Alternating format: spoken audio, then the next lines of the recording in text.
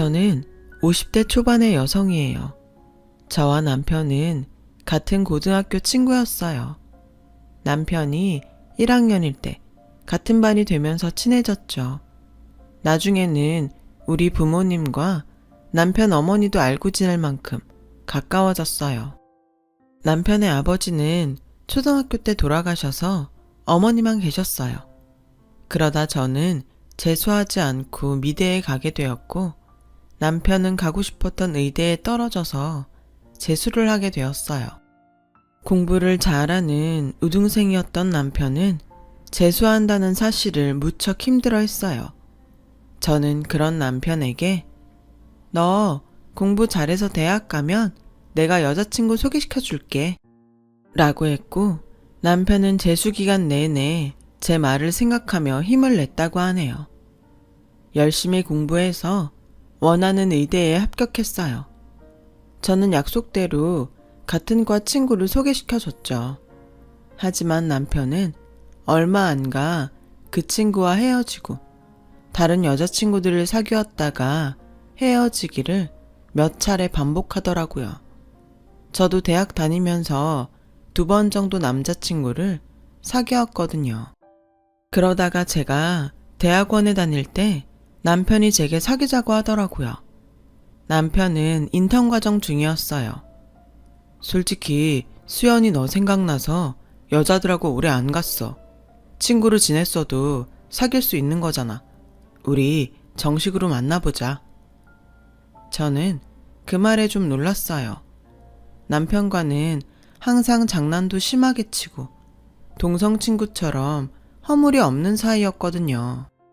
하지만 남편은 진지했고 저도 좋아하는 마음이 있어서 저희는 본격적으로 사귀게 됐어요. 부모님은 제가 남편과 사귀는 걸 좋아했어요. 사업을 하셨던 아빠는 반농담처럼 우리 수연이하고 정호 결혼하면 내가 병원 차려줘야겠다 라고 하셨죠. 남편 어머니도 저를 많이 예뻐하셨고요. 아줌마는 수연이가 며느리 하면 참 좋겠다 라고 종종 말씀하셨어요. 어른들한테 그런 말을 자꾸 들으니 저희도 결혼을 생각하게 됐죠. 어느새 자연스럽게 결혼 이야기가 오고 가게 됐고 남편이 전문의 시험을 붙고 난 후에 상견례를 갖게 되었죠. 아버님 어머님, 제가 수연이 책임지고 행복하게 할 겁니다. 저를 믿고 따님을 주셔서 감사합니다. 라며 남편이 씩씩하게 인사했고 아빠는 그래, 둘이서 행복하게 잘 살아야 된다. 우리 사위 병원 개업은 걱정 마라. 내가 최선을 다해서 도와주마. 라며 남편의 등을 토닥이셨어요. 남편 어머니는 제 손을 잡고 우리 정호 병원 일 하는데 어려움 없게 내조 잘해야 된다. 라고 하셨고 저도 네 어머니 제가 잘할게요. 라는 말들을 주고받았습니다. 집에 와서 엄마는 막상 상견례를 하니 남편 어머니가 마음에 걸린다고 하셨어요. 어째 어른이 돼서 두 사람 잘 살아라, 서로 아껴줘라 그러는 게 아니고 내 딸한테만 내조 잘하라고 콕 집어 말하는 게 영 불편하네 라고 하자 아빠는 둘이 어릴 때부터 많이 봤으니까 그랬겠지. 너무 깊이 생각하지 말라고. 맞아 엄마. 정호 어머니 원래 나 이뻐하셨잖아. 너무 걱정하지 마. 라며 엄마를 안심시켰어요. 그래도 우리 딸 양쪽 부모 있는 집에 가서 시아버지 사랑 듬뿍 받았으면 했는데 난 솔직히 정호 하나 보고 너 보내는 거야. 알겠어? 그러니까 그 녀석이 잘못하면 바로 엄마한테 말해.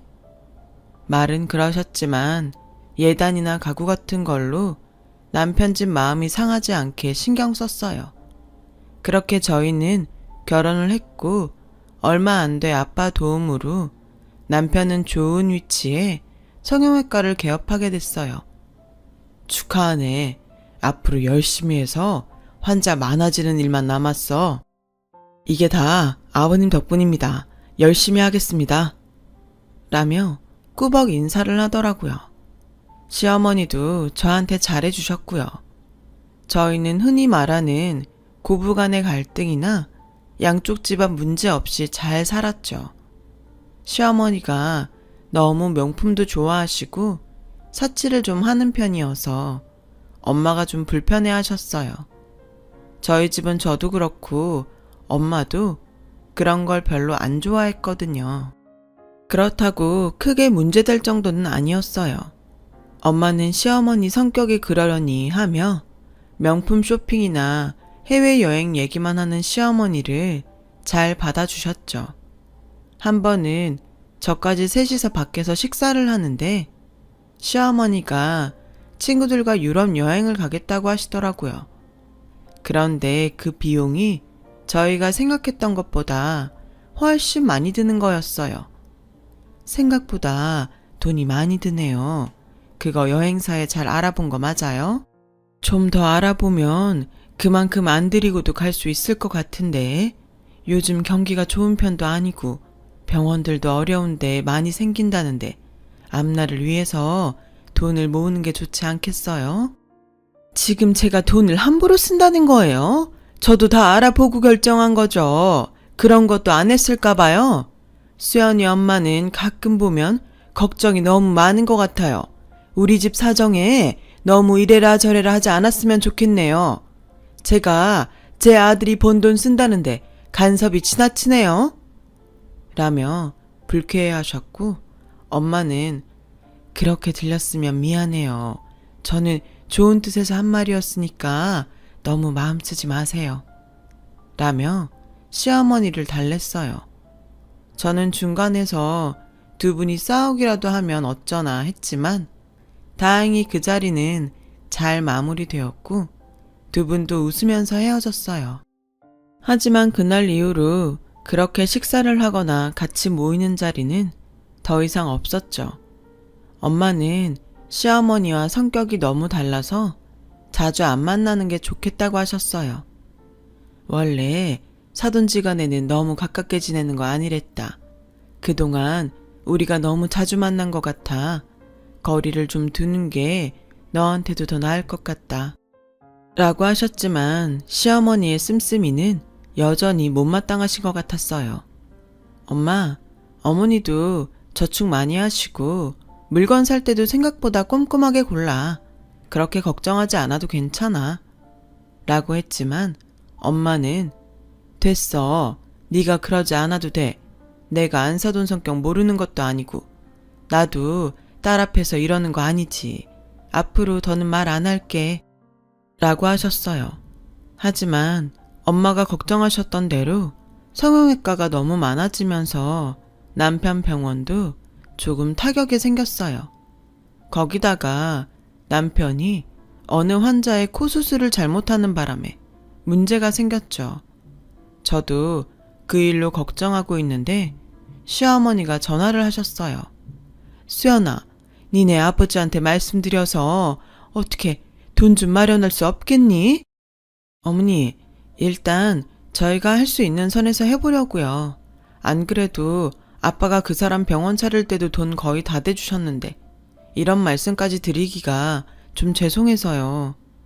라고 하자 시어머니는 답답하다는 듯 너는 네 아빠한테 얘기하는 게 뭐가 죄송스러워? 가족이잖아, 가족. 이럴 때 돕고 사는 게 가족 아니니? 니네 집은 꼭 서로 남남처럼 이상하더라. 돈 쓰는 거 갖고도 엄청 깍쟁이처럼 계산하고. 그래, 알았다. 못 들은 걸로 해라. 라며 전화를 끊으셨어요. 그래도 저는 부모님께 말씀드리기보다는 저희가 해결하는 게 맞다고 생각했죠. 하지만 병원에서 수술을 잘못했다는 소문이 자꾸 퍼졌어요. 환자가 줄어들자 저는 아빠한테 말씀드릴 수밖에 없었습니다.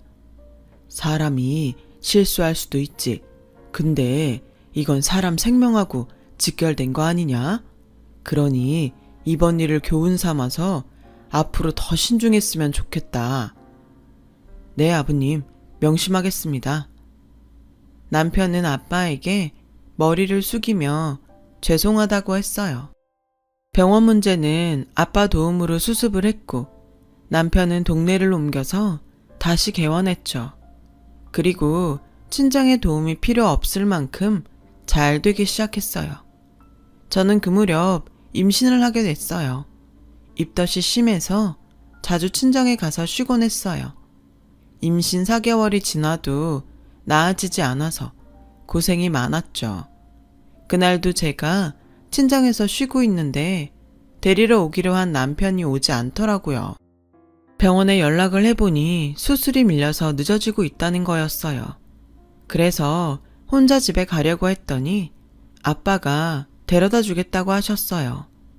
괜찮아. 내가 애도 아니고 집에도 혼자 못 갈까봐 걱정 말고 쉬세요. 아빠도 이제 막 들어왔잖아요. 네가 지금 몸이 정상이 아니잖아.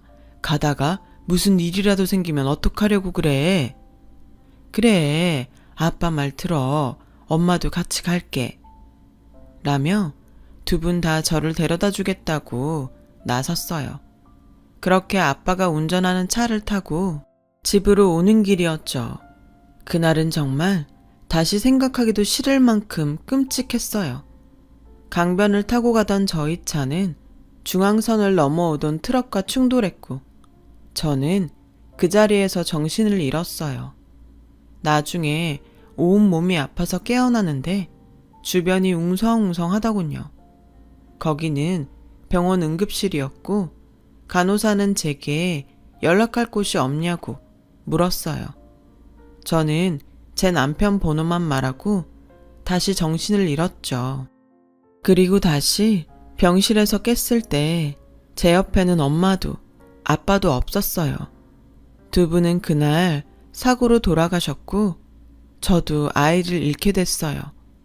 남편은 제 손을 잡고 미안하다는 말만 반복했죠.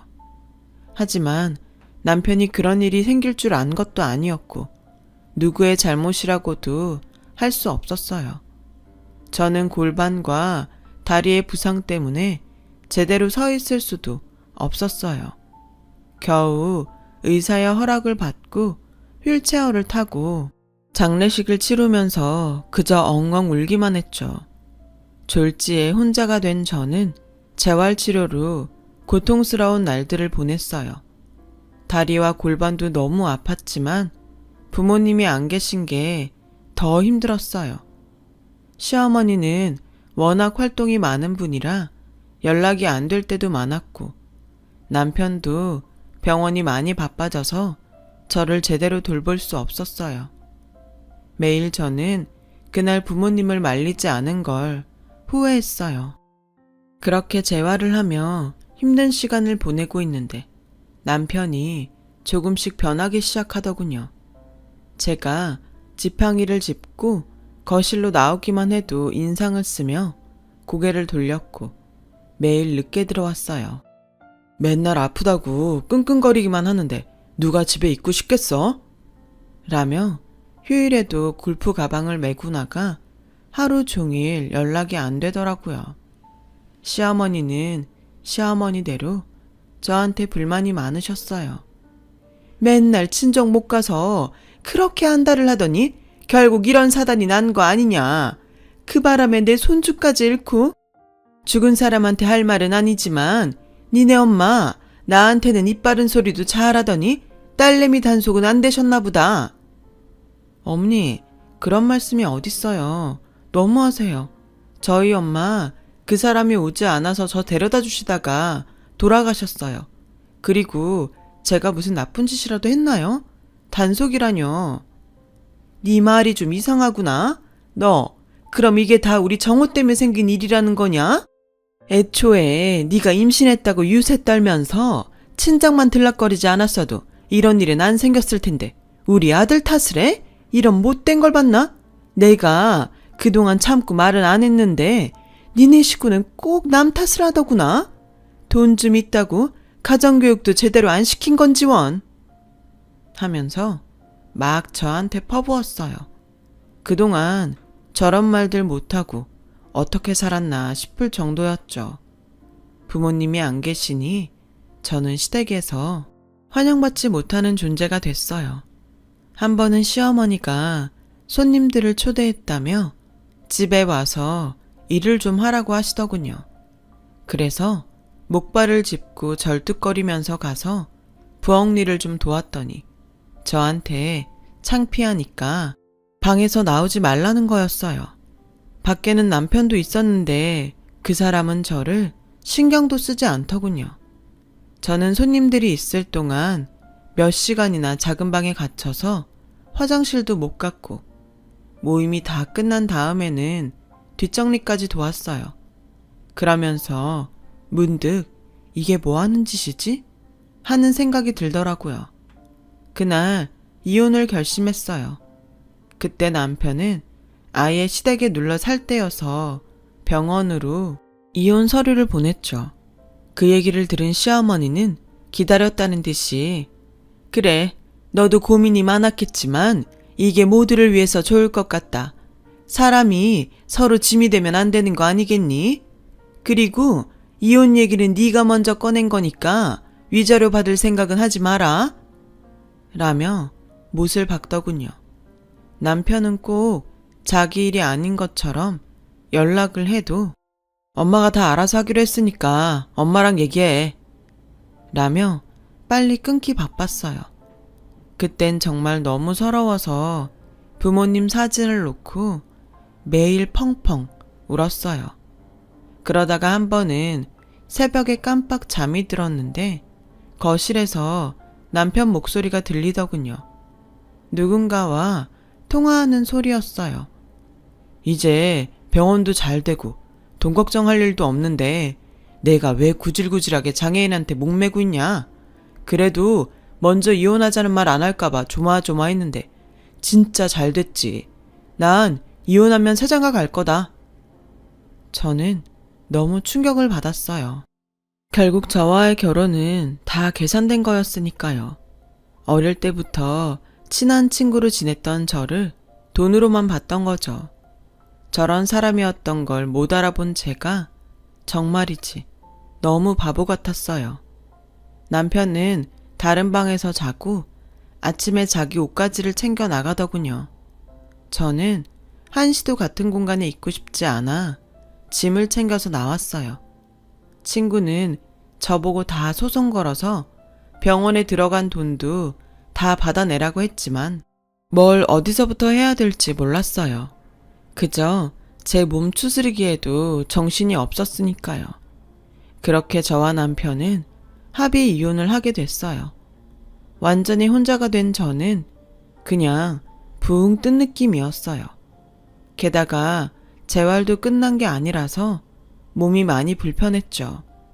그런 제게 친구는 일러스트를 배워보는 게 어떠냐고 하더군요. 네가 유아 전공을 했지만 프로그램 툴 사용법은 금방 배울 거야. 안 그래도 결혼하고 그림에 손 놓은 것 같아서 안타까웠는데 한번 해봐. 친구의 격려에 일러스트를 배우기 시작했어요. 일러스트 공부도 진도가 빨랐어요.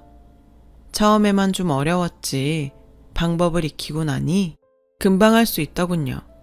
저는 그림 그리는 데만 몰두했고 그런 저를 눈여겨본 학원 강사님이 일자리를 소개시켜 주셨어요. 그렇게 책에 들어가는 사파를 작업하는 일을 시작으로 여러 일들을 하게 되었고 블로그에도 제 작품을 올렸어요. 그러면서 제 작업을 좋아하는 사람들도 많아졌죠.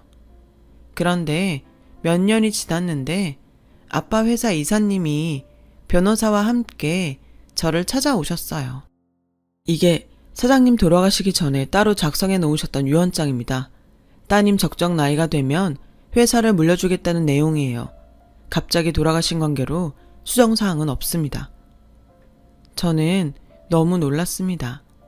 아빠가 돌아가시고 회사가 정말 어지러웠다고 해요. 저는 잘 몰랐지만 회사의 주인이 없는 사이 정말 많은 일들이 있었다고 합니다. 아빠와 막역한 사이셨던 이사님께서 그걸 지켜내신 거고요. 저에게 오시기까지 시간이 걸리셨다고요. 이사님은 자식이 없으셨어요. 그래서 저를 더 잘 챙겨주셨던 분이셨죠.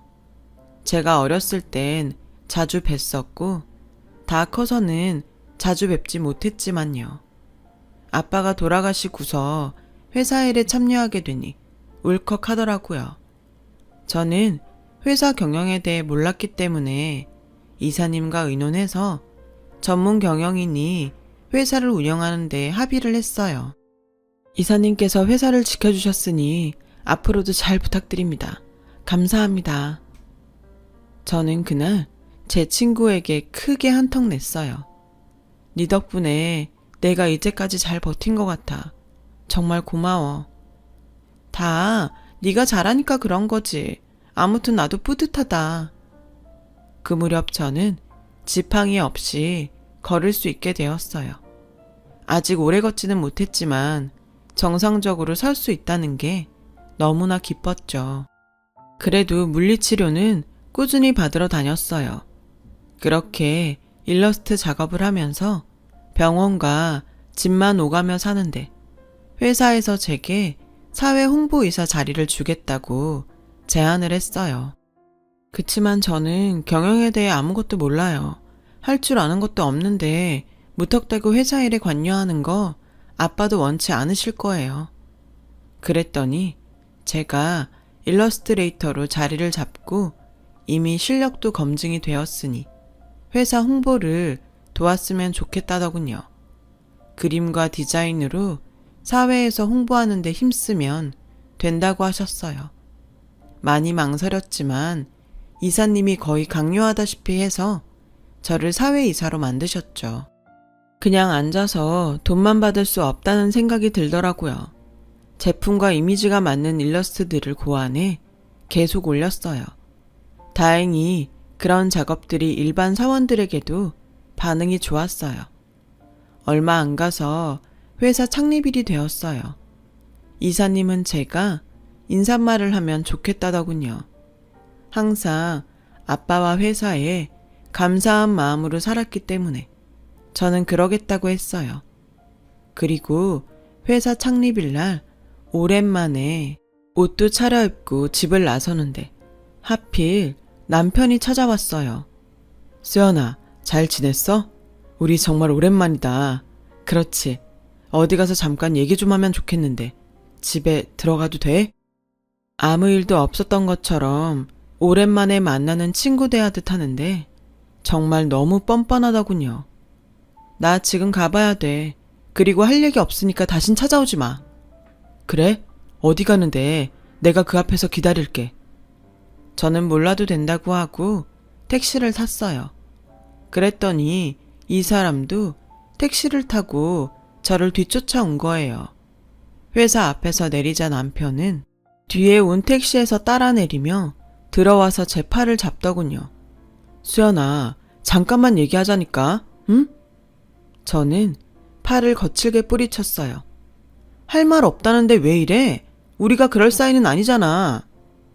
이번에 우리 병원 확장 개원하는데 좀 보태주라. 아버님이 해주신 병원인데 네가 투자하면 너도 보람있고 좋잖아. 진짜 인간 말종이네. 나한테 그런 말이 나와? 아버님? 네가 감히 우리 아빠를 아버님이라고 불러? 나 다시는 너한테 안 넘어가. 투자? 웃기지 마. 너 같은 사기꾼한테 무슨 투자를 해? 사기꾼이라니 말이 너무 심한 거 아니야? 솔직히 아버님 어머님 그렇게 사고로 돌아가신 게 누구 책임인데 그래? 저는 그 말에 그만 핸드백으로 남편 머리를 내리쳤어요. 야, 이 자식아. 그래도 살아온 게 있어서 좀 참고 있었더니 뭐? 너 따위가 어디서 사고 얘기를 꺼내? 네가 사기꾼이 아니라고? 애초에 친구였던 나한테 우리 집 돈만 보고 접근한 것도 너고 병원 잘 되고 사고로 몸 좀 불편해지니까 별 볼 일 없다고 니네 엄마랑 작당해서 괴롭히고 집 나가게 만든 것도 너잖아. 병원도 다 네가 차지하고 입 싹 닦았는데 그게 사기가 아니라고? 여기요, 경비원 선생님, 이 쓰레기 좀 치워주세요. 회사 안으로 한 발짝도 못 들어오게 하세요. 라고 하자 경비원과 직원들이 와서 남편을 끌어냈어요. 야, 수연아, 내가 미안했어. 그러니까 우리 대화로 풀자, 응? 어디다 대고 야래. 한 번만 더 부르면 가만 안 둬. 그제야 남편은 입을 다물고 사람들을 뿌리치고 자기 발로 가더군요. 저는 그날 사람들 앞에서 아빠를 추모하는 인사말을 하며 속으로 많이 울었어요. 하필이면 이런 날 그놈이 와서 내 기분을 망친 게 너무 속상했죠. 일주일쯤 지나서 점심을 먹고 회사 근처 카페에서 간단한 회의를 할 때였어요. 제가 올린 일러스트 중 반응이 좋은 걸 정식 홍보용으로 쓰기 위해서 회사 직원들과 같이 모였죠. 그런데 뒤에서 누가 제 어깨를 툭툭 치더군요. 시어머니였어요. 회사에 전화했더니 여기 있다길래 어찌나 안 가르쳐 주려고 하는지 정말 애먹었다. 라며 상냥하게 웃는데 정말 구역질이 날 것 같았어요. 제가 있는 데를 그쪽이 왜 알아야 하고 왜 찾아오는데요? 저는 볼 일 없습니다. 그래도 내가 시어머니인데 말은 좀 가려서 하는 게 좋지 않니? 정호 병원 일 때문에 의논 좀 하려고 하는데 너무 안 만나주는구나. 시어머니? 나 창피하다며. 창피하다고 손님들 갈 때까지 방 안에 가두는 게 시어머니야? 부모님 돌아가시고 지 아들 병원 잘 되니까 인생에 짐 되지 말라며 빨리 헤어지라고 해놓고 이제 와서 무슨 대접을 받겠다고 그래? 할머니, 당신 아들 병원 일을 왜 나한테 의논해요? 당장 나가세요. 라고 하자 직원들이 시어머니를 보며 수근댔어요. 시어머니는 그런데도 물러나지 않고 우리 정호 병원 좀 돌아가게 도와줘. 돈도 보태주고 좀 해줄 수 있잖아. 그러자 거기 있던 팀장이 일어나서 듣자 하니까 너무하시네요. 이제 이혼해서 상관도 없는데 이러시는 거 아니죠. 저희 회의하는데 방해하지 말고 나가주세요. 라고 하자 시어머니는 발끈하며 지금 누구한테 큰 소리야? 내가 누군 줄 알고. 나 땡땡 성형외과 원장 엄마야. 그러자 직원 한 명이 아, 이번에 그 의료사고 나서 난리 났다던 그 병원? 라고 했고 사람들이 전부 수근대며 시어머니를 쳐다봤어요. 그제야 시어머니는 저를 붙잡고 우리 정호 한 번만 도와줘. 응? 예전에도 잘했잖아. 저한테 이러지 마시죠. 한 번만 더 어떤 소리라도 꺼냈다가는 길에 나앉게 해줄 테니까. 여차했다가는 그 병원까지 다 토해내야 하는 수가 있어요. 내가 지금 못해서 안 하고 있는 줄 알아요? 그거마저 뺏기고 싶으면 해보시던가. 시어머니는 결국 돌아갈 수밖에 없었어요. 알고 보니 최근에 대리의사를 써서 수술한 게 사고가 나서 병원 환자가 뚝 떨어지고 소송에 들어갔다는 거였어요. 그 소송 비용을 좀 얻어보려 한 거였죠. 전 남편은 재혼했던 여자와도 파혼하고 지금은 의사 생활도 못하게 되어서 시어머니와 지방 어디에 가서 같이 작은 가게를 하고 있다나 봐요. 그 뒤로 가끔 저를 찾아왔지만 법원에 접근 금지 명령을 받았어요. 그래서 더는 보지 않고 살고 있어요. 이제는 그 사람들과 엮이지 않고 편하게 살고 싶네요. 많지 않은 나이에 돈 때문에 사람들과 좋지 않은 일들을 겪고 나니 돈이라는 것에 대해 많은 생각을 하게 됩니다. 아빠와 엄마의 그늘 아래 그냥 잘 살아왔다는 생각도 들고요. 앞으로는 더 정신 바짝 차리고 살아보려고 합니다. 쓰다 보니 오늘따라 부모님이 더 보고 싶어지네요. 서두 없이 써내려간 글 들어주신 분들 정말 감사드려요. 모두 행복하시고 건강하시길 빌게요. 여러분, 사연 댓글에 응원과 현명한 조언 부탁드려요. 좋아요와 구독은 저에게 큰 힘이 됩니다. 오늘도 좋은 일 가득하세요. 전 올해 20대 후반으로 그림을 전공해 미술학원 강사를 하는 박예지예요. 부모님 걱정거리에서 당당하게 부모님 자랑으로 등극했던 이야기를 전해드리고 싶어서 이렇게 사연을 쓰게 되었어요. 물론 저보다 제 남편의 역할이 컸지만요. 갑자기 뜬금없는 이야기일 수 있는데 요즘은 옛날과 다르게 평균 연령이 많이 올라갔잖아요. 100세 시대라 젊게 사시는 분들도 많고요. 제가 막내라 부모님이 60대 초반인데 외모만 본다면 40대 후반, 50대 초반이라고 해도 믿을 정도로 정말 관리를 잘 하셨어요. 저희 부모님만 그런 게 아니라 요즘 추세가 그런 것 같아요. 그래서 그런지 10살 차이 나는 오빠 결혼할 때만 하더라도 언제 결혼하냐고 등 떠미셨던 것 같은데 저는 막내라 그런지 요즘 분위기가 막 일찍 결혼하는 건 아니라서 그런지 언제 좋은 짝 만나 결혼하냐고 부모님이 제 걱정을 많이 하셨거든요.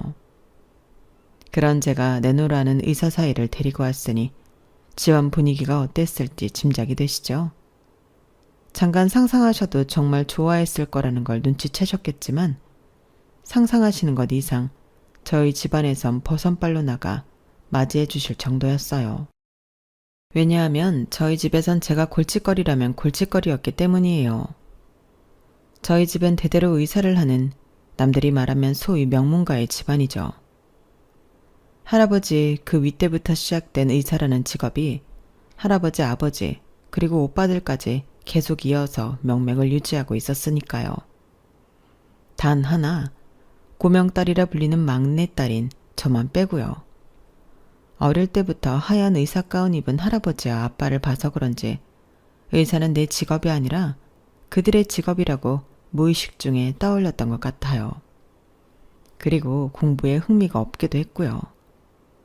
그러다 보니 매일 교과서에 그림 그리며 놀기 일쑤였고 다행이라면 그 그림이 꽤 괜찮았다는 거, 그 덕분에 유학까지 갈 수 있었고 미술 전공으로 강남에서 미술 강사로 일할 수 있게 된 거죠. 다른 사람들이 들으면 그래도 나름 탄탄한 커리어에 자기 앞가림 잘하는 걸로 보일 수 있지만 집안에선 언제까지 할 수 있을지 모르는 미술 학원 강사 일에 철없이 놀러 다니는 것만 좋아하는 막내딸일 뿐이었던 거예요. 좋을 때다. 너 예지한테 그런 소리 하지 마. 오빠가 매일 귀엽다고 잘한다 응석 다 받아주니까 제가 정말 그런 줄 알고 곧 30인데 저러고 있잖아. 엄마는 내가 뭘 어떻게 하고 있다고. 꼭 내가 읊어줘야 해? 이렇다 할 연애 한번 안 하고 그렇다고 좋은 선짜리 들어오는 것도 마다하고 너 결혼 생각은 있는 거야? 그렇게 놀기만 하다 나이 차면 그나마 좋은 자리도 다 누가 꿰차고 재치로 들어갈 거 아님 정신 차려 이거사. 엄만 요즘에 누가 결혼해 문관목 맨다고 그래. 능력 있으면 혼자 살아도 좋은 거지. 엄정아 박세리 다 못 봤어? 능력 출중한데 다 혼자 살잖아. 혼자가 편한 거야. 뭐라고?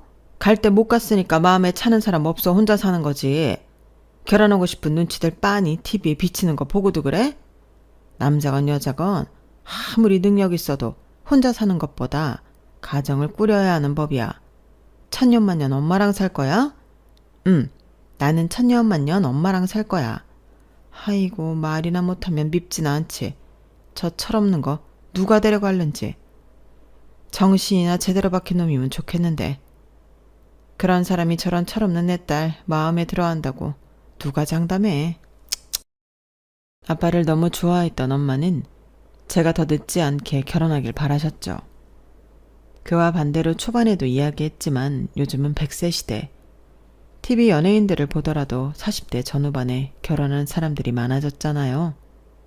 딱 하나 걸리는 게 있다면 출산인데 그마저도 관리 잘해서 그런지 손예진도 30대 후반에 결혼했는데 바로 임신돼서 건강한 아들 낳고 잘 살고 있고요.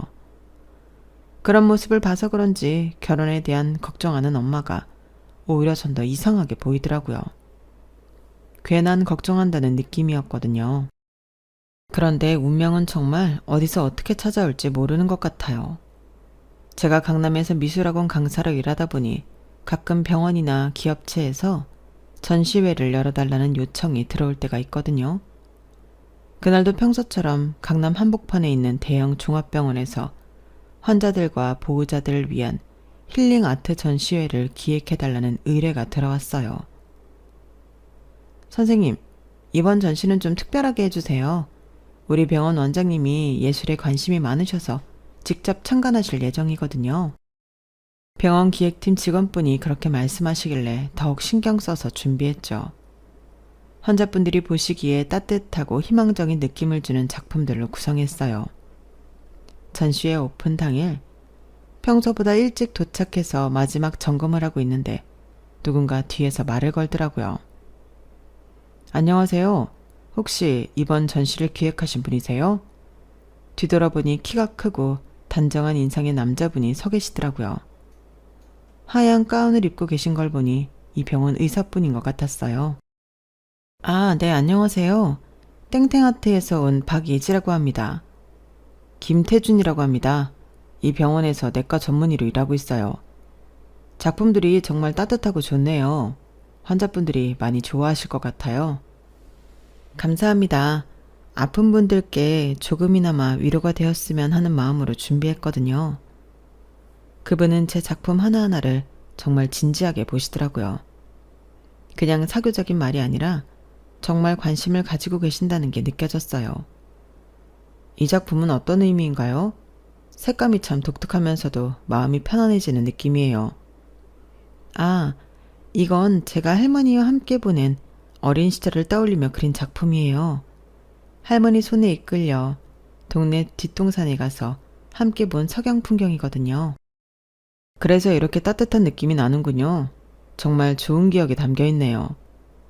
대화를 나누다 보니 이분이 정말 진심으로 예술을 사랑하시는 분이라는 걸 알 수 있었어요. 의사라는 직업 특성상 딱딱하고 차가울 거라는 편견이 있었는데 태준 씨는 정말 따뜻하고 섬세한 분이셨어요. 시간 괜찮으시면 언제 커피 한잔 해요. 미술에 관심이 많았는데 배울 기회가 없었거든요. 설명 들으면서 보니까 또 다른 재미가 있네요. 이렇게 시작된 인연이 자연스럽게 이어졌어요. 처음엔 예술 이야기로 시작했지만 점점 서로의 일상과 꿈에 대해서도 이야기하게 되었죠. 저는 환자분들을 치료하면서 느끼는 게 몸의 상처보다 마음의 상처가 더 깊은 경우가 많다는 거예요. 그래서 예지 씨 같은 분의 작업이 정말 소중하다고 생각해요. 정말요? 사실 집에서는 제 일을 좀 시시하게 보는 경향이 있어서. 전혀 그렇지 않아요. 예술은 사람의 마음을 치유하는 힘이 있어요. 그것만으로도 충분히 가치 있는 일이죠. 태준 씨의 말에 마음이 따뜻해졌어요. 처음으로 제 일을 진심으로 이해해주고 인정해주는 사람을 만난 것 같았거든요. 그렇게 서로를 알아가며 태준 씨가 정식으로 프로포즈를 하셨을 때 정말 기뻤어요. 그리고 집에 가서 부모님께 말씀드리며 결혼하고 싶다는 의사를 내비쳤죠. 어머, 우리 예지가 드디어. 그런데 어떤 분이야? 어디서 만났어? 나이는? 부모님은 두 분 다 살아계시고? 엄마는 하나씩 말해. 그렇게 여러 개를 물어보면 뭐부터 말해야 할지 모르겠잖아. 우선 직업은 의사고 나랑 6살 차이나. 뭐라고? 의사? 정말? 엄마의 목소리가 한 옥타브 높아졌어요. 아빠도 신문을 내려놓고 저를 바라보시더라고요. 어느 병원? 무슨 과? 나이는? 집안은? 강남에 있는 땡땡 병원이고 내과 전문인데 집안은 아직 자세히 안 물어봤는데? 아우, 우리 예지가 정말 복덩이구나. 강남 대형병원 의사라니 엄마가 얼마나 걱정했는데. 엄마는 정말 하늘을 날 것 같아 하셨어요. 그동안 저 때문에 얼마나 걱정이 많으셨는지 그때 새삼 느꼈죠. 양가 부모님께 인사드리며 결혼식을 준비하면서 시어머니 되실 분을 만났던 게 아직도 생생하게 기억나요. 시골 장터에서 나물 팔며 고생하셨던 그 거친 손으로 제 손을 꼭 잡아주시면서 눈물까지 글썽이셨거든요. 세상에 서울 처자가 참 곱다 고와. 이렇게 예쁜 색시를 데려왔으니 나는 더 바랄 것도 없어. 고마워요, 고마워. 우리 아들이랑 결혼해줘서. 시어머니의 따뜻한 헌대에 제 마음도 한껏 설렜어요. 공부만 하고 집안을 일으킨다는 생각 하나로 혼기도 놓치고 달려가는 아들을 보며 내심 불안해하셨다고 하시더라고요. 요즘 30대 중반이 많은 나이는 아니지만 예비신랑 고향에서 많이 늦은 나이더라고요.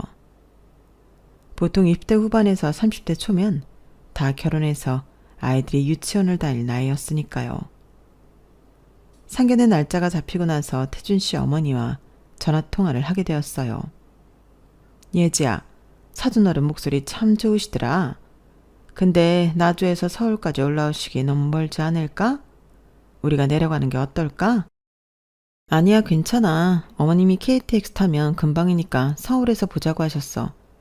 그 김에 오빠 사는 집에 하루 머물면서 먹을거리도 좀 챙겨주신다고 하시더라고.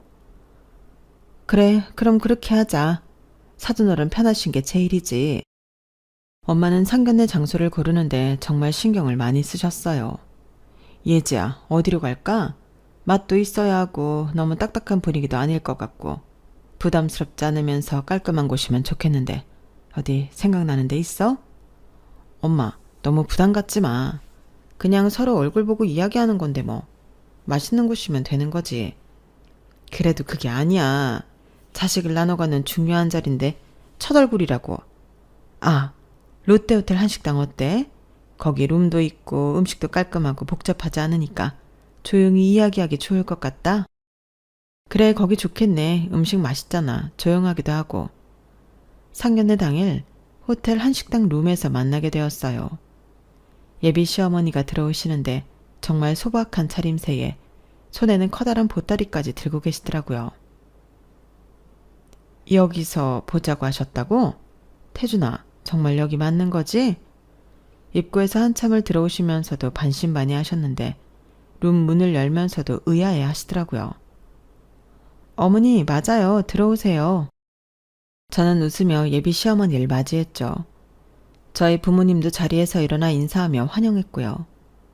시어머니 역시 저희를 보고 반가운 마음에 환하게 웃으시며 인사했지만 눈은 빠르게 룸 안의 화려한 조명과 고급스러운 인테리어를 보시더니 살짝 표정이 굳어지시는 것 같더라고요. 세상에, 이런 데서 내가 밥을 먹다니. 아들 덕분에 나까지 출세했네요. 하, TV에서만 보던 부잣집 사람들이 가는 것 같은데.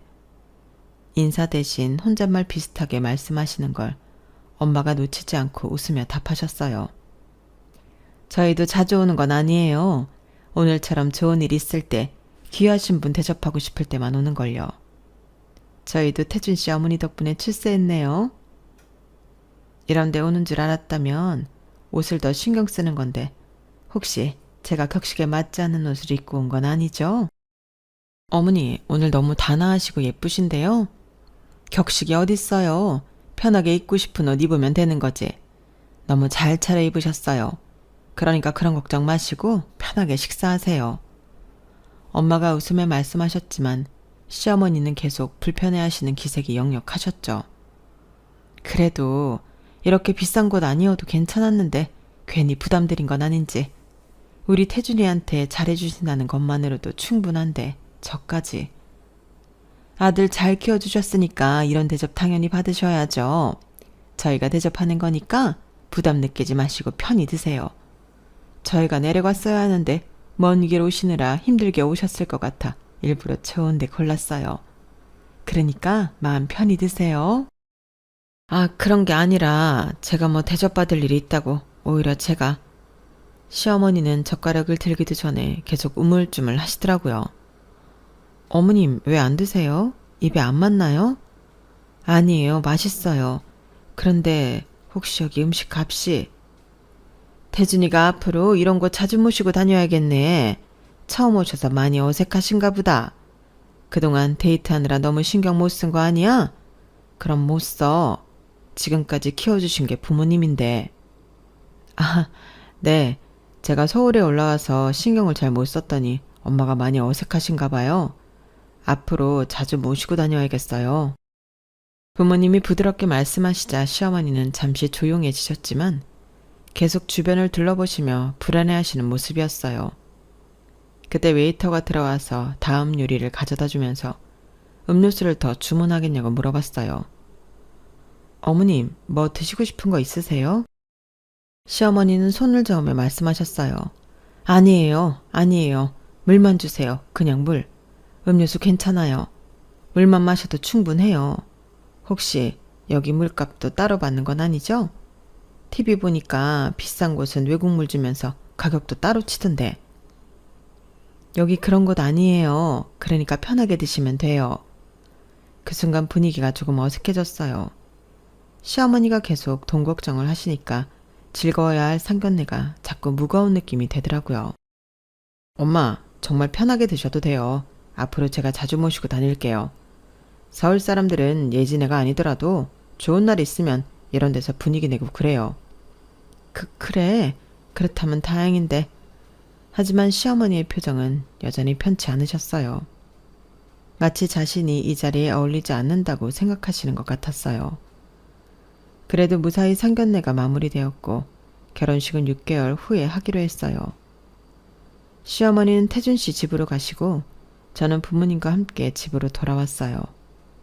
집에 도착하자마자 엄마가 부산하게 움직이시더라고요.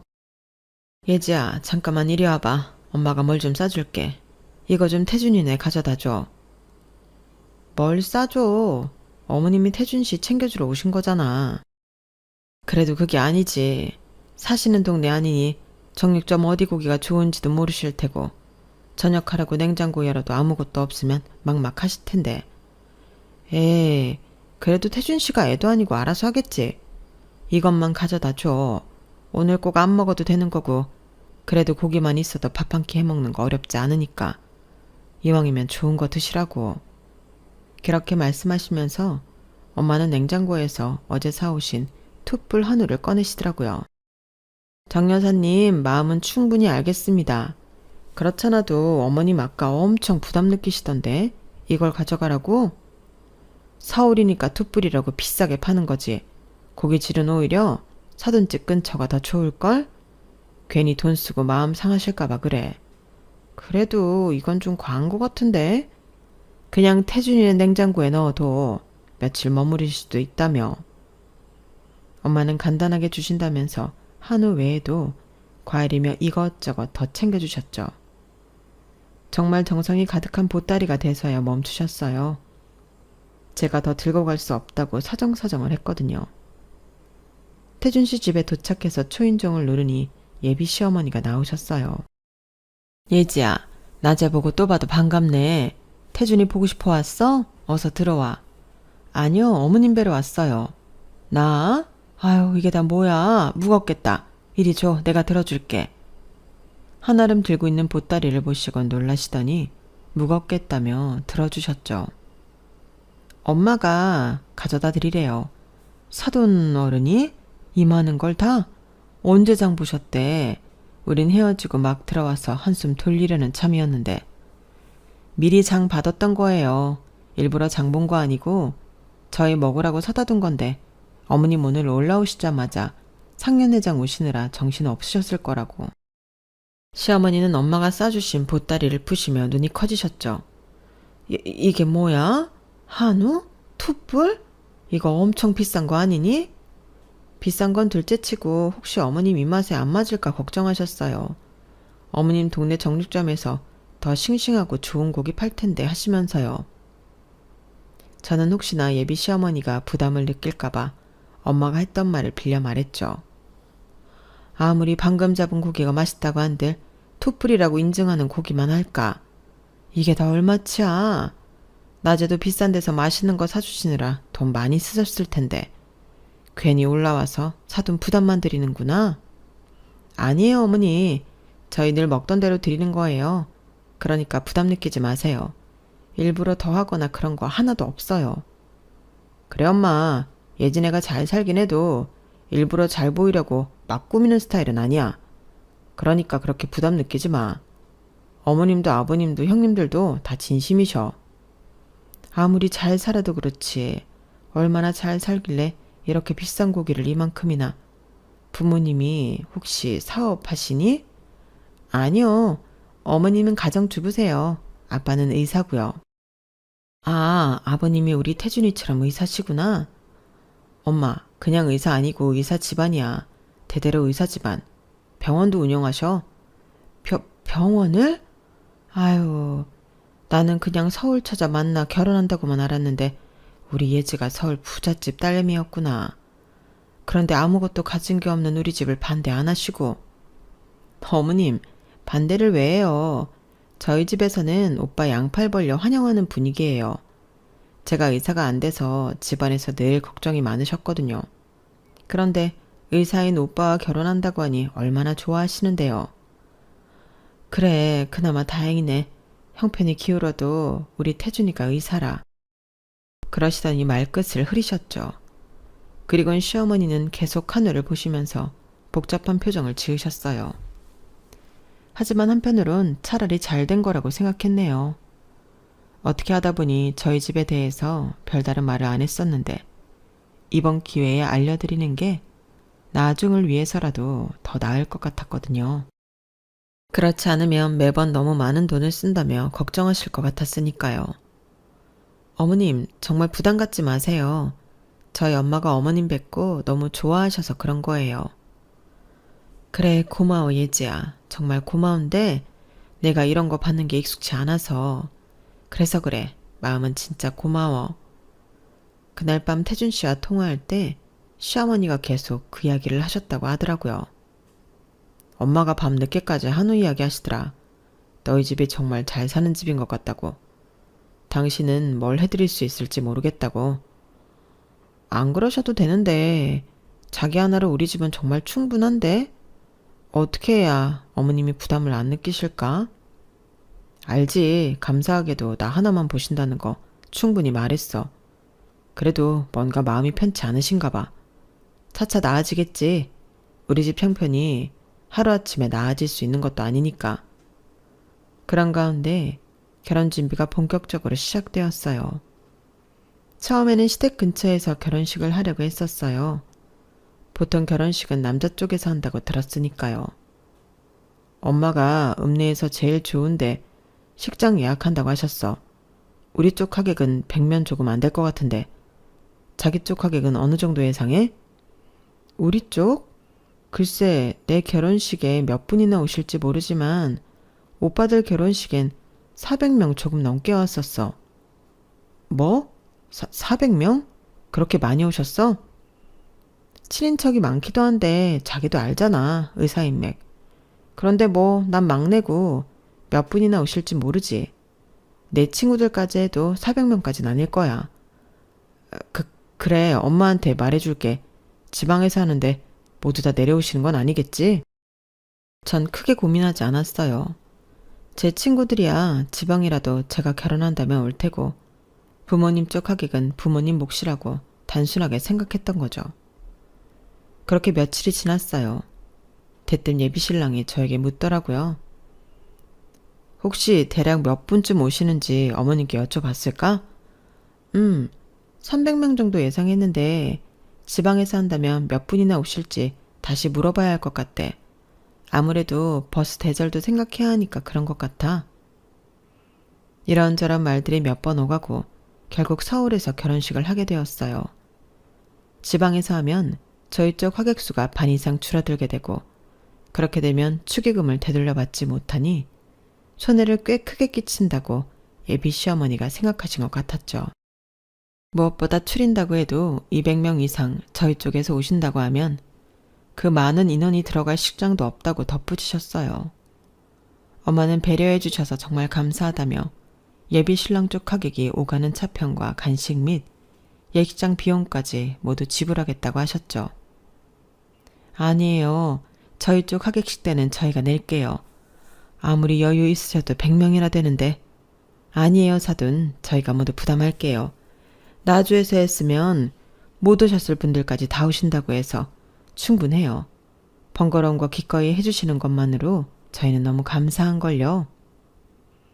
애써 괜찮은 척 하시는 예비 시어머니 마음을 달래려 나주로 내려가 마을 회관 뷔페를 예약하고 결혼식 일주일 전 동네 사람들에게 대접하기로 했어요. 바쁜 일정으로 서울로 오시지 못하는 분들에게 식사를 대접하려고요. 예지야, 엄마도 같이 갈까?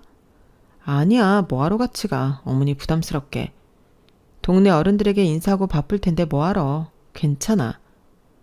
나주로 내려가는 KTX 안에서 설렜어요. 시어머니와 시간을 더 많이 보낼 수 있는 기회라고 생각했거든요. 시어머니와 함께 마을회관을 둘러보고 뷔페 업체와 미팅을 하는데 정말 세심하게 신경 써 주시더라고요. 그런데 마을을 돌아다니면서 정말 신기한 경험을 했어요. 마을에서 저를 모르는 사람이 한 명도 없더라고요. 예비 시어머니랑 같이 다니는 새로운 얼굴이라서 그런가 동네 사람 모두 제가 예비 신부라는 걸 알고 반갑게 인사해 왔거든요. 어머, 태준이 며느리지? 서울 처자구나? 세상에 정말 곱네. 서울 부잣집 처자답게 고와. 우리 태준이가 복덩이네. 이런 예쁜 며느리를 어디서 구했나? 길을 걸을 때마다 마을 분들이 나와서 인사해 주시고 칭찬해 주시더라고요. 처음엔 좋았는데 점점 부담스러워지기 시작했어요.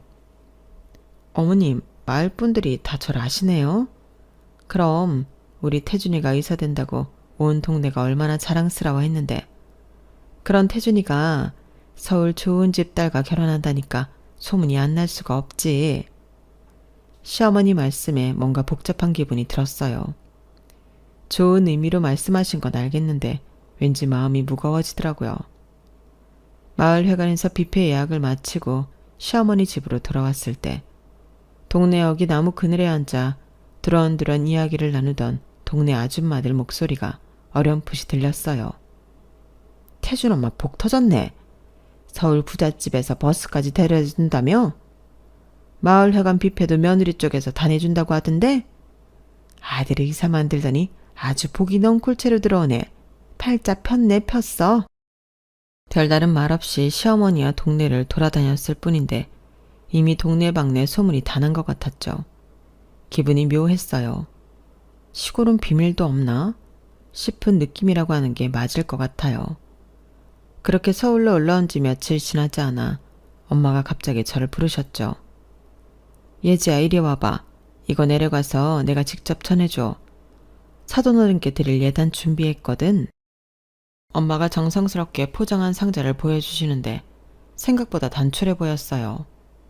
오빠들 할 때만 해도 새언니들이 이것저것 꽤 많이 가져왔던 것 같은데 제 것은 상자 하나뿐이었거든요. 엄마, 이게 다야? 큰오빠 결혼할 때 새언니가 금반지 목걸이 세트로 가져다 줬던 것 같은데 둘째 오빠는 또 어떻고 거실 장식품도 바꿔주고 이거 말고 따로 집에 뭐 주문한 거지? 아이고, 딸은 다 예쁜 도둑이라더니 성의 없이 보낼까봐 벌써 걱정하는 거야? 아니, 그렇잖아. 우리도 받은 게 있었는데 이렇게 작은 상자 하나라니 이래도 되나 싶어서 그렇지. 엄마도 좋은 거 바리바리 보내드리고 싶어. 그런데 엄마가 사돈댁에 가본 것도 아니고 만나 뵈니까 편하게 입으시는 거 좋아하시는데 사용하지도 못할 금은 모아 보내면 좋은 소리 못 들을 것 같고. 하긴 아마 받자마자 이게 다 얼마야. 나는 이런 거 잘하지도 않는데 하시면서 어쩔 줄 몰라 하실 거야. 그래, 그래서 그냥 현금으로 넣었어.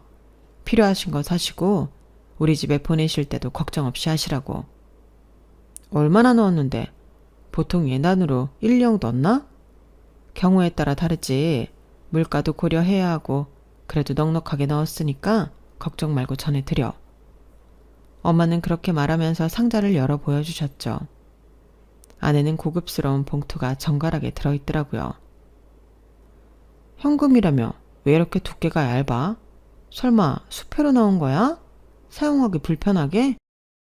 무겁고 번거롭게 현금으로 어떻게 넣어? 통장이랑 카드로 준비했어. 태준이한테 통장 하나 만들어라고 했거든. 태준이 명의니까 사용하시는데 불편하지 않으시겠지. 엄마는 많은 고민을 하신 것 같았죠. 다음날 저는 다시 KTX를 타고 나주로 향했어요. 엄마 마음이 잘 전달되었으면 하는 바람으로요. 예비 시어머니는 저를 보고 반가워하셨지만 예단을 전해드렸을 때 반응은 제가 예상했던 대로였죠. 간소화해도 되는데 뭘 이런 걸 보내셨을까? 서로 자식을 나누는데 감사함을 표현하고 싶으셨대요. 이것저것 보내드리고 싶었는데 엄마가 오빠들 결혼할 때 받아보니까 예쁜데 취향이 다르니 서랍 속에 넣어만 두신다고 아쉬워하셨어요. 그래서 어머님이 편하신 대로 쓰셨으면 하는 마음에 현금으로 준비했다고 들었어요. 현금? 네. 태준 씨 명의로 된 통장이랑 카드, 그리고 도장까지 있으니 편하게 사용하시면 된다고 말씀하셨어요. 그렇게 엄마 말씀을 전하는데 예비 시어머니가 갑자기 핸드폰을 꺼내셨죠.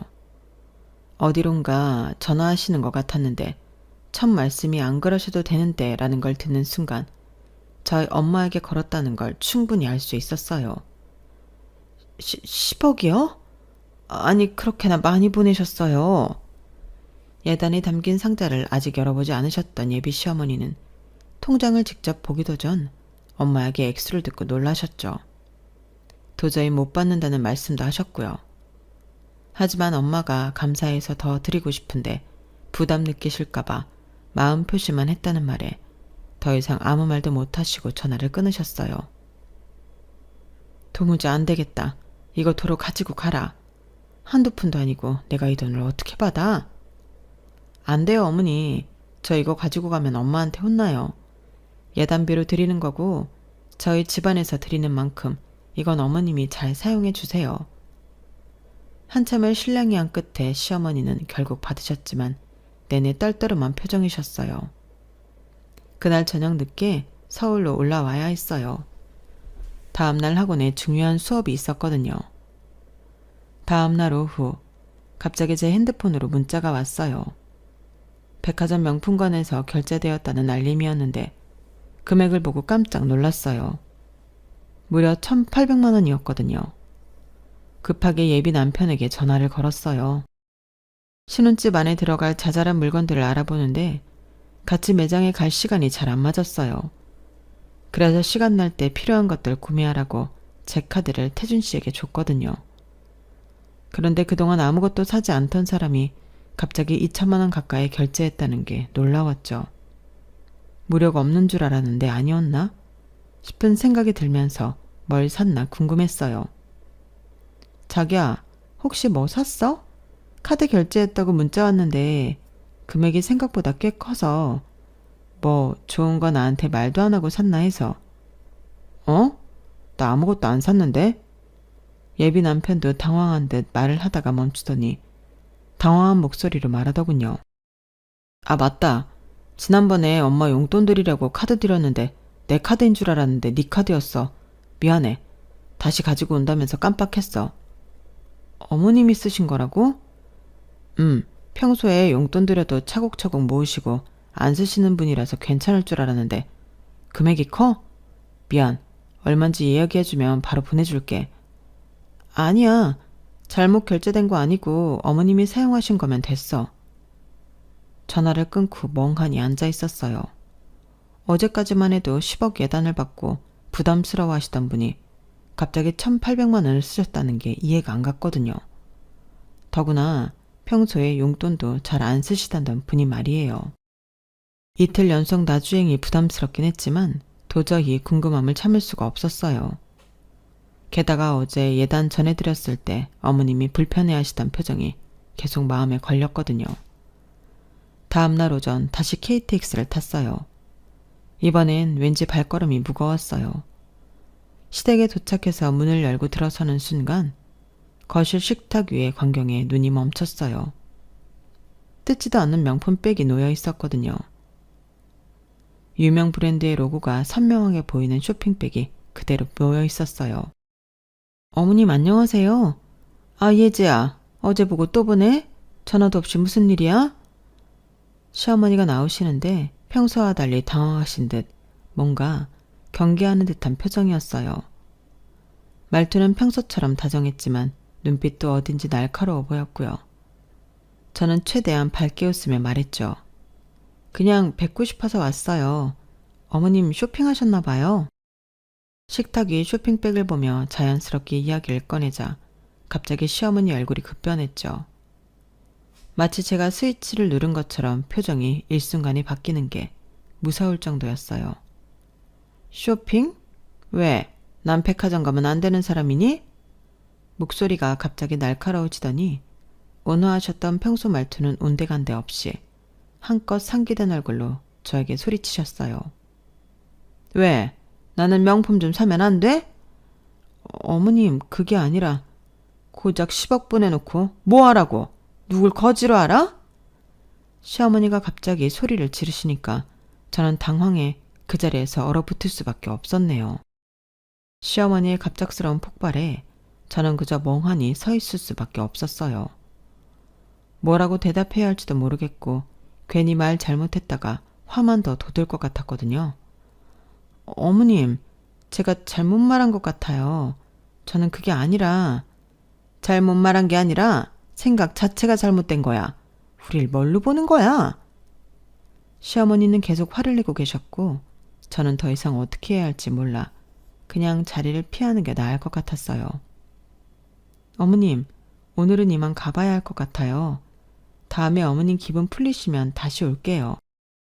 황급히 시댁을 나와 바로 엄마에게 전화를 걸었어요. 놀란 가슴이 진정되지 않아 목소리가 떨리고 있었죠. 엄마, 나 지금 어머님 댁 놀러 갔다가 놀라서 아무 말도 못하고 나왔어. 어? 왜? 무슨 일이 있어? 어머님이 갑자기 화를 내셔서 내가 엄마 말을 잘못 전했나? 아닌데, 뭔가 오해를 하셔도 단단히 하신 것 같아. 전화 너머로 엄마의 한숨소리가 들리더니 차분하게 말씀하셨죠. 뭐라고 했는데? 저는 어제부터 오늘까지 있었던 일을 엄마에게 자세히 설명했어요. 예단 전해드린 것부터 카드 결제, 그리고 오늘 있었던 일까지 모든 것을 말씀드렸죠. 내가 직접 내려가야겠다. 예지야, 너 서울 올라오지 말고 거기서 기다려. 엄마 지금 출발할게. 엄마가 직접? 괜찮겠어?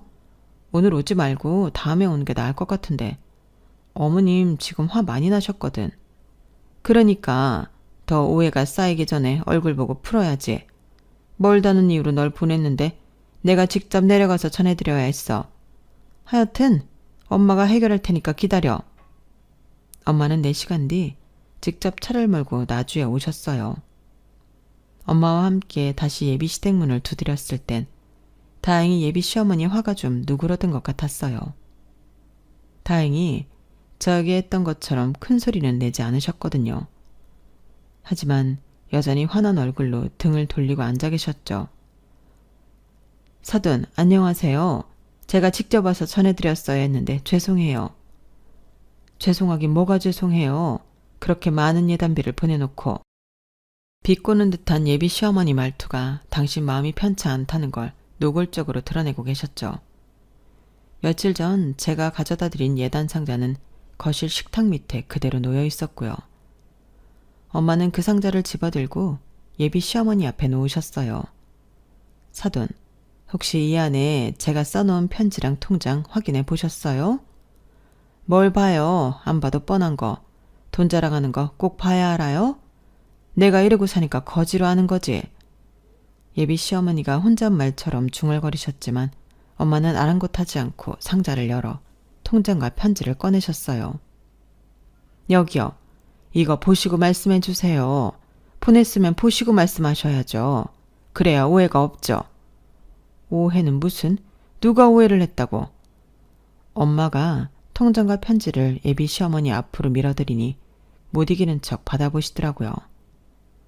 엄마 등살에 억지로 편지를 펼치신 예비 시어머니 표정이 점점 변하기 시작했어요. 그리고 통장 내역을 마저 열어보시곤 엄마를 붙들고 갑자기 울먹이기 시작하셨죠. 사돈, 나는 그런 것도 모르고. 그러더니 이내 대성통곡을 하셨어요. 어떤 말이 하고 싶은 것 같았는데 감정이 복받쳐 오르면서 주체 못하시더라고요. 사돈, 미안해요. 정말 미안해요. 그렇죠? 제 마음도 모르시고 화내셨던 거 미안하시죠? 그래요. 내가 정말 잘못했어요. 사실 내가 우리 태준이 빼앗긴다는 생각에 나도 모르게 조바심 나서 내가 너무 속 좁았어요. 예비 시어머니는 눈물을 흘리며 속마음을 털어놓으셨어요. 처음에 태준 씨가 서울 처자와 결혼한다고 했을 때는 마을 사람들이 모두 축하해줬대요. 하지만 점점 잘 사는 집, 대대로 의사 집안이라는 이야기를 듣자 돌변하면서 마음이 복잡해지셨다고 하더라고요. 마을 사람들이 자꾸 태준 엄마 복 터졌다. 아들 덕에 출세했다. 이런 말을 하니까 내가 뭔가 얻어먹는 사람 같아서 기분이 이상했어요. 그래도 거기까진 괜찮은데 다들 아들 빼앗긴 것도 모르고 좋아한다고. 네? 그런 말들을 했다고요? 누가요? 아니 누가 제대로 알지도 못하면서. 동네 사람들 다요. 앞집 순이 할멈은 아들 키움값 톡톡히 받았으니 그래도 이득이라는 소리도 하고. 뭐라고요? 아니 세상 어느 부모가 자식 팔아서 돈 번다고 그런 말 같지도 않은 소리를 해요.